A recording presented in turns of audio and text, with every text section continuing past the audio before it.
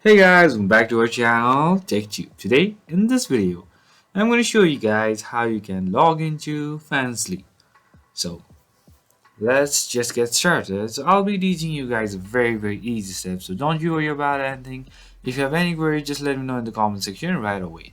Now just follow me. Firstly, what you need to do is just go to your web browser and just type Fansly, and then just go with the first link over here, and then you'll be redirected to this particular platform where you can log in. So over here you'll be having option over here to just type your username, email or password and login, or just go with login, and you can enter your username and email over here.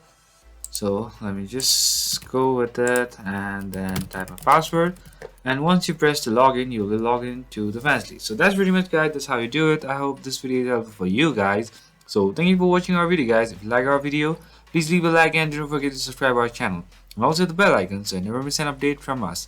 If you have any queries, just let me know in the comment section right away, and I'll see you guys again in our next video. Till then, stay safe guys. Thank you for watching.